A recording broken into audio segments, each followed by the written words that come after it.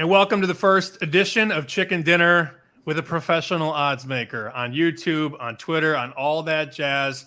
And I hope that our special guest, Kenny White, my friend of 6 years now since we've been hosting at VSiN, I've been told I can maybe nail you down once a week for this. You didn't sign a contract, but you did say once a week might work. Yeah, Sammy, I can't believe it's already been 6 years since we met. It's flown by, and I think it was maybe 2018. I think it was 2018, and you were hosting the show on Saturdays, and it was the Green Room. I think we were Green Zone. The Green what? Green Zone, I think. Green Zone. Yeah. Well, that was about money, I guess, but we had a great time doing it, and got to talk a lot of football for that 3 hours on Saturday and 3 hours on Sunday. Yeah, it was a lot of fun. I learned a lot from you. If you don't know, Kenny's been making numbers in Vegas for 40 plus years, parts of 4 decades now. It's awesome that you're doing a lot more stuff at your website, Kenny White Sports. You're now the host of the new show, Bet the Gambit, which we'll talk about on the back end. And I love that you're joining this show live at the South Point. That is awesome. You're in that little rotunda area right there. I can see the bar behind you, the book behind you. We're ready to go. I wanted you, before we get into some number adjustments you've made with your power ratings, grade my first bet that I made this week. It is, drum roll, Michigan plus 7.5. How would you grade that wager? Come on, how could you bet Michigan? Jim Harbaugh's not there anymore. They lost J.J. McCarthy. Come on, are you crazy? Everybody loves Texas. Well, that's what I've heard. I'm going to give you an A+ grade on that because I think there's a lot of value there. Are you kidding me? Michigan still has a ton of talent. Their defense is one of the top defenses in the entire country, and they got a great home field. This early in the season, you're not going to see 100% best of any team in the country except for maybe Georgia. They looked that good opening weekend. I think this will be a really tough game for Texas. They probably win the game, but it's going to be close. And if Texas wins by 1 through 6 or 1 through 7 right now, because we can get 7.5, they're going to be extremely happy. They don't care about covering. They just want to win the game.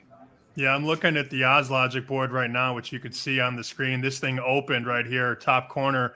3.5 was the summer number, I guess. Circa opens at 5. Look at the board now, though. If you go to this game, we're seeing a lot of 7.5. And, that's always sort of my buy point in college football. I know the NFL, people have said the 8 is worth a lot more these days. To me, in college, the 7 is much more important.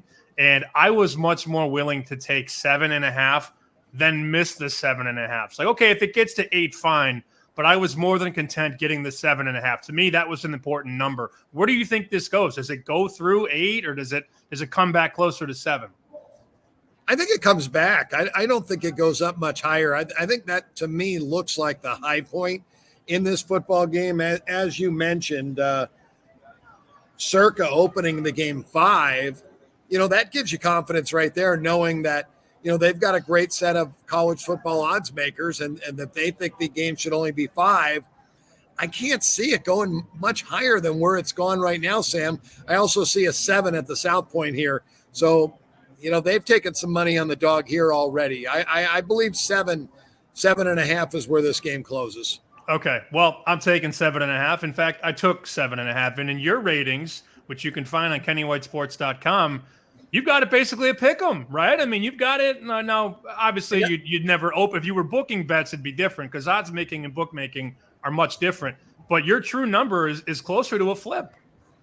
Yeah, I have Texas -1 in the game. Now, there's a lot of different factors that do go into this. And I explained this on one of my Bet the Gambit episodes the other day. Home field advantage, and that is probably a story for another day, is a variable number that moves. You can't just say it's worth 5 points or 6 points or 4 points every single game, because it's not. When the visitor is the better team, that takes a little bit off of that home advantage. And the more the visitors, better. Let's say Georgia's playing Louisiana Lafayette in Louisiana Lafayette, and Lafayette's home field has been worth 4 points. Not when they're playing Georgia, it's not. It's worth 0 when they're playing Georgia. So in this situation, I gave full home for Michigan, which is 6 points. you probably can't give a full 6 because Texas is not going to be intimidated by the crowd, and the officials may not be intimidated by the crowd to make any calls from Michigan in this game. So I could actually say my number should have been closer to 4, not giving full home advantage to the Wolverines in this spot. So I'm right more closer, I think, in the value of where the Circa opened it. I'm curious what you did in your power ratings because you have a rating on every player on every team, and you adjust these after every game. What did you do to Miami, Florida? What did you do to Florida State? And did you touch Oregon that much after they struggled against Idaho? Those are the 3 teams I wanted to ask you about. The Oregon game is interesting because they play Boise this week. So it looked to me like, they maybe stayed a little vanilla last week. Gabriel completed 41 passes. He set an Oregon record in his very first game and threw for 380-some yards. They lost the ball on downs twice to Idaho. That's crazy. And they had a big turnover on a drive that they were going to get points on. So I don't think they played their A game. I think they were very vanilla. I think you see the best out of Oregon this weekend. I didn't drop their rating because of that game against Idaho. I think I have a very solid rating on them. I think I know who they are. If this game's going to be a telling point against Boise because Boise's very talented. So we'll see what they do. Miami of Florida is now in my top 10. They're number 9 in the country, and that's, Cam Ward. He's a great quarterback. I love the addition to him. Florida State dropped all the way to 24th in the country after their loss to Georgia Tech. And after last night's loss, they're probably going to drop out of my top 35. So Georgia and Florida State on a neutral now is probably pushing 2 touchdowns to you, huh? Yes, easily. Or maybe a little higher than that. Well, Georgia, Florida State, you said? Yeah. Florida State, before yesterday's game, I would have had Georgia 15 on a neutral. Oof. After grading out yesterday's game, it's probably going to be at least a 1.5, 2-point drop off on their rating. But I don't want to give up on that team too quickly. They may have had a air out of the balloon moment losing to Georgia Tech in the first game of the year and looked at Boston College as a team that they were going to run over. And they need to get their focus back. They still have a lot of talent. 2 more quick things before we let you go, Kenny. Always appreciate your time per usual. Is there a game, whether it be a side or a total, you're going to be on closer to kickoff and you're just waiting for a better number? Yeah, Sam, I have always suggested to people to do their own work, make their own power ratings, get help. I mean, if when I first started, I'd get the gold sheet and I'd get their power ratings. I was probably, I think, 15 or 16 at that point. And then I used to go through their power ratings and I would change them to what I thought they should be. And then I would make a line. So you make your own number and then you bet the early number. So I've already bet a bunch of games. I'm going to give you a game I haven't bet, though, because I saw the line go against me for some reason, and that's Oklahoma State. This game opened 9 at Circa, and it's been bet down to 7 now. They're playing Arkansas. Oklahoma State has over 90% of their production back from last year. This is a very talented football team with a really good quarterback in Alan Bowman. He was a 3-year starter at Texas Tech. He put up good numbers last week. This is going to be an explosive team that wins a lot of games this year. And yeah, now the line went back up. It is 7.5. There's 8s out there. My power ratings and numbers for my power rating sheet, Sammy, has Oklahoma State 17. Sam Pittman has not done the job at Arkansas in 4 years. This program has really gone backwards. I don't think he has the talent to match up with Oklahoma State on the road here. Ooh, I'm picturing you getting out of the car, running to the window if those 7s start to pop, because you're going to lay that 7 with the Oklahoma State side. All right, tell us about Bet the Gambit, and also you're working on this new thing called Run the Gambit. Please share with us.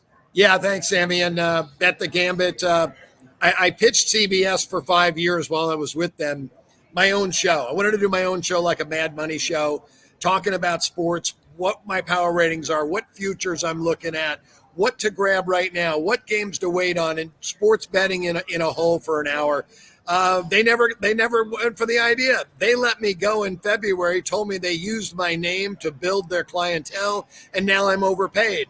And for 6 months, I thought about what am I going to do? Well, I came up with the idea. I'm going to I am going to do my own show. I'll do it I'll do my own podcast on my own channel on YouTube, and I'll call it Bet the Gambit, because betting the Gambit is knowledge and information. And I like to bet a lot of games. I'm a shotgun player. I spread the board kind of more in the fashion of investing in stocks, where one game I don't lose my bankroll. I lose a small portion of it, and a win brings me up. It's like a stock going up and down every day. So Bet the Gambit's going to have a lot of information on it. I'll talk about my product, the power rating sheet. You can get it at Kenny White Sports for less than $1 a day. It's $25 a month. You get flooded with emails, and I'm sure you could tell the people how many emails you get from me. Major League Baseball projections, NFL projections, college football projections. When the NBA starts, you get those. NHL projections. It's just nonstop. College basketball, when that starts, you start to get that stuff daily. And again, less than $1 a day, you get all my power ratings, all the projected final scores. So right now, I sent out yesterday every projected final score of every college football game that hasn't been played, and I will challenge anybody in the world. I don't think anybody can be more accurate than I am on those numbers. So that's what I talk about on Bet the Gambit, the numbers on the power rating sheet. Run the Gambit will be a section inside of Bet the Gambit where I'm going to go around the country and talk to people around the world, around the United States, California. I'll hit Texas. I'll hit Oregon. I'll hit Boston. I'll hit Atlanta. I'll hit Miami, Orlando, Chicago, Detroit, and talk to a different person in each of those cities for about 60 to 90 seconds and find out the information they have. So far, it's been like rounding up cats, Sammy, because everybody's got a life to live, and I can't really pin anybody down to a certain time yet and get this rolling, but it will. It's going to. I've got a couple of people set up, and you're on that list to do, I think, Saturdays and maybe Sundays with me. All right, buddy. Well, we appreciate you making time for us. I know you're busy. The human calculator, Kenny White, thanks for making time. And let's go Michigan. Let's go. Let's go Wolverines. I'm with you. Here we go, Michigan.